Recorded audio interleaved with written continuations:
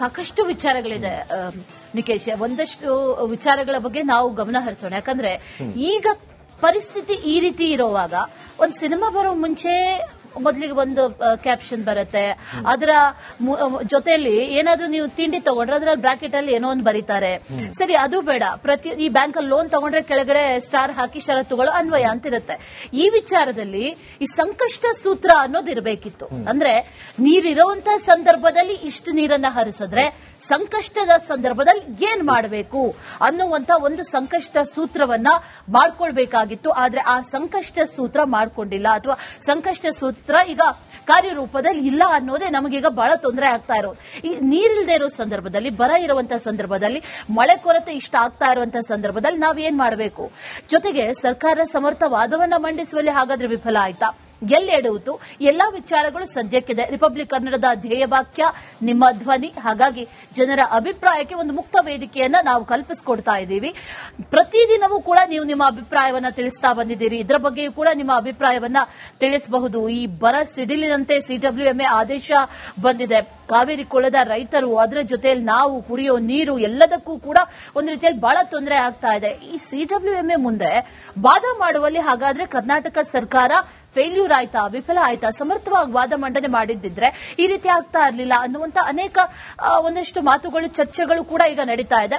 ಹಾಗಾಗಿ ಇದ್ರ ಬಗ್ಗೆ ನಿಮ್ಮ ಅಭಿಪ್ರಾಯ ಏನು? ಕರೆ ಮಾಡಿ ತಿಳಿಸಿ, ವಾಟ್ಸ್ಆಪ್ ಮೆಸೇಜ್ ಮಾಡಿ.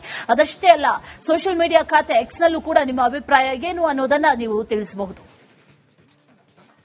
ನೋಡಿ, ಮಳೆ ಇಲ್ಲದೆ ಕಂಗೆಟ್ಟು ಹೋಗಿರುವಂತ ರೈತರಿಗೆ ಸಿಡಬ್ಲ್ಯೂಎಂಎ ಆದೇಶ ಗಾಯದ ಮೇಲೆ ಬರೆ ಎಳೆದಂತಾಗಿದೆ. ಸಿಡಬ್ಲ್ಯೂಎಂಎ ಆದೇಶ ವಿರೋಧಿಸಿ ಕನ್ನಡ ಪರ ಸಂಘಟನೆಗಳ ಹೋರಾಟ ಇಂದಿನಿಂದ ಮತ್ತಷ್ಟು ಕಾವು ಪಡೆಯಲಿದೆ. ಒಂದ್ ಕಡೆ ಕಾನೂನು ಸಮರ, ಮತ್ತೊಂದು ಕಡೆ ರೈತಾಕ್ರೋಶವನ್ನ ಕರ್ನಾಟಕ ಸರ್ಕಾರ ಹೇಗೆ ನಿಭಾಯಿಸಲಿದೆ ಎನ್ನುವಂತ ಪ್ರಶ್ನೆಯಲ್ಲಿ ಉದ್ಭವ ಆಗ್ತಾ ಇರುವಂತದ್ದು. ಆ ಬಗ್ಗೆ ಒಂದು ಕಂಪ್ಲೀಟ್ ರಿಪೋರ್ಟ್ ಇದೆ, ಮೊದಲು ನೋಡ್ಕೊಂಡು ಬರೋಣ.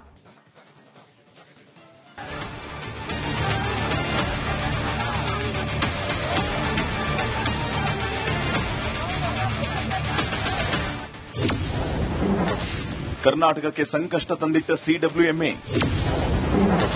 ಬರದ ಗಾಯದ ಮೇಲೆ ಮತ್ತೊಂದು ಬರೆ. ಕರುನಾಡು ಈಗಾಗಲೇ ಮಳೆ ಕೊರತೆಯಿಂದ ಕಂಗೆಟ್ಟಿದೆ. ಇದರ ಮಧ್ಯೆ ಸಿಡಬ್ಲ್ಯೂಎಂಎ ಆದೇಶ ಬರದ ಗಾಯದ ಮೇಲೆ ಮತ್ತೊಂದು ಬರೆ ಎಳೆದಂತಾಗಿದೆ. ರಾಜ್ಯದಲ್ಲಿ ಮಳೆ ಇಲ್ಲದೆ ಜಲಾಶಯಗಳು ಬರಿದಾಗಿದೆ. ಅಷ್ಟೋ ಎಷ್ಟೋ ಬಂದಿರೋ ಮಳೆಯಿಂದ ಜನರ ದಾಹ ತೀರಿಸಲಿಕ್ಕಷ್ಟೇ ಸಂಗ್ರಹ ಇದೆ. ರಾಜ್ಯದ ರೈತರಿಗೆ ನೀರು ಬಿಡೋದಕ್ಕೆ ಸರ್ಕಾರ ಹಿಂದೇಟು ಹಾಕಿದೆ. ಈ ಕ್ಲಿಷ್ಟ ಸಮಯದಲ್ಲಿಯೂ ಸಿಡಬ್ಲ್ಯೂಎಂಎ ತಮಿಳುನಾಡಿಗೆ ನೀರು ಕುಡಿ ಅಂತ ಹೇಳಿದೆ. ಇದು ರಾಜ್ಯದ ರೈತರ ಆಕ್ರೋಶಕ್ಕೆ ಕಾರಣ ಆಗಿದೆ. ಮಂಡ್ಯದಲ್ಲಿ ಭುಗಿಲೆದ್ದ ರೈತರ ಆಕ್ರೋಶ.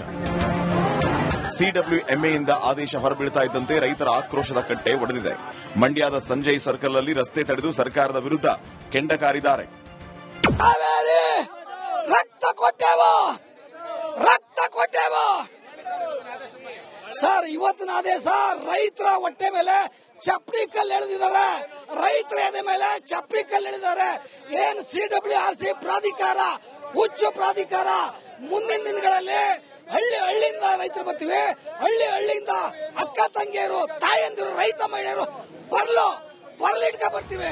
ಇನ್ನು ರೈತ ಮುಖಂಡ ಕುರುಬೂರು ಶಾಂತಕುಮಾರ್ ಸಿಡಬ್ಲ್ಯೂಎಂಎ ಆದೇಶ ಧಿಕ್ಕರಿಸಿ ಸುಪ್ರೀಂ ಕೋರ್ಟ್ ಮೊರೆ ಹೋಗಿ ಯಾವುದೇ ಕಾರಣಕ್ಕೂ ನೀರನ್ನು ಬಿಡಬೇಡಿ ಅಂತ ರಾಜ್ಯ ಸರ್ಕಾರಕ್ಕೆ ಎಚ್ಚರಿಕೆ ನೀಡಿದ್ದಾರೆ. ನೀರು ಬಿಡಬೇಕು ಅಂತ ತೀರ್ಪನ್ನು ಕೊಟ್ಟಿದ್ದಾರೆ. ರಾಜ್ಯ ಸರ್ಕಾರ ಯಾವುದೇ ಕಾರಣಕ್ಕೂ ಆ ತೀರ್ಪನ್ನು ಒಪ್ಪಬಾರದು, ಆ ತೀರ್ಪನ್ನು ಧಿಕ್ಕರಿಸಬೇಕು. ಸರ್ವೋಚ್ಚ ನ್ಯಾಯಾಲಯಕ್ಕೆ ಮನವಿಯನ್ನು ಸಲ್ಲಿಸಬೇಕು. ಯಾಕೆ ಅಂತ ಹೇಳಿದ್ರೆ ನಮ್ಮ ಭಾಗದಲ್ಲಿ 2 ತಿಂಗಳಿಂದ ಮಳೆಯಾಗದೆ ಬರಗಾಲದಿಂದ ತತ್ತರಿಸೋಗಿದ್ದಾರೆ ರೈತರು ಬೆಳೆ ನಿಂತಿರ್ತಕ್ಕಂಥ ಕಬ್ಬು, ಬಾಳೆ ಬೆಳೆಗಳು ಒಣಗೋಗಿದೆ. ರೈತರು ಸಂಕಷ್ಟದಲ್ಲಿದ್ದಾರೆ. ಈಗ ನೀರು ಬಿಟ್ಬಿಟ್ರೆ ವಾಪಸ್ ತರಲಿಕ್ಕಾಗಲ್ಲ. ಕುಡಿಯ ನೀರು ಸಂಕಷ್ಟ ಅನುಭವಿಸುವಂತ ಪರಿಸ್ಥಿತಿ ನಿರ್ಮಾಣ ಆಗಿದೆ. ಇಂದು ಕರ್ನಾಟಕ ಬಂದ್ನ ಭವಿಷ್ಯ ನಿರ್ಧಾರ. ತಮಿಳುನಾಡಿಗೆ ಕಾವೇರಿ ನೀರು ಬಿಡುವ ವಿಚಾರಕ್ಕೆ ಸಂಬಂಧಪಟ್ಟಂತೆ ಇವತ್ತು ಕನ್ನಡ ಪರ ಸಂಘಟನೆಗಳ ಒಕ್ಕೂಟ ಸಭೆ ಇದೆ. ಹಿರಿಯ ಹೋರಾಟಗಾರ ವಾಟಾಳ್ ನಾಗರಾಜ್ ನೇತೃತ್ವದಲ್ಲಿ ಮೀಟಿಂಗ್ ಕರೆಯಲಾಗಿದ್ದು, ಕರ್ನಾಟಕ ಬಂದ್ ಸೇರಿದಂತೆ ಮುಂದಿನ ಹೋರಾಟದ ರೂಪುರೇಷೆ ಬಗ್ಗೆ ತೀರ್ಮಾನ ಆಗಲಿಕ್ಕಿದೆ. ಸರ್ಕಾರ ಯಾವುದೇ ಕಾರಣಕ್ಕೂ ನೀರು ಬಿಡತಕ್ಕಂತ ಚಿಂತನೆ ಮಾಡಲೇಬಾರದು. ಮಾಡಿದ್ರೆ ಸರ್ಕಾರದ ವಿರುದ್ಧ ಹೋರಾಟ ಅನಿವಾರ್ಯ. ನಾಳೆ ಸಿಡಬ್ಲ್ಯೂಸಿ ವಿರುದ್ಧ, ತಮಿಳುನಾಡು ವಿರುದ್ಧ ಇದೇ ಹೋಟೆಲ್ನಲ್ಲಿ ಭಾರಿ ಸಭೆ ಕರೆದಿದ್ದೇವೆ.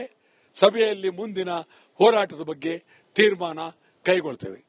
ಮಂಡ್ಯದ ಕಾಂಗ್ರೆಸ್ ಶಾಸಕ ಗಣಿಗ ರವಿ ಕೂಡ ತಮಿಳುನಾಡಿಗೆ ನೀರು ಬಿಡಬಾರದು ಅಂತ ರಾಜ್ಯ ಸರ್ಕಾರವನ್ನ ಕೇಳಿಕೊಂಡಿದ್ದಾರೆ. ನೀರು ಬಿಟ್ಟರೆ ನಾವು ಕೂಡ ರೈತರ ಜೊತೆ ಸೇರಿ ಪ್ರತಿಭಟನೆ ಮಾಡಬೇಕಾಗತ್ತೆ ಅಂತ ಎಚ್ಚರಿಕೆ ನೀಡಿದ್ದಾರೆ.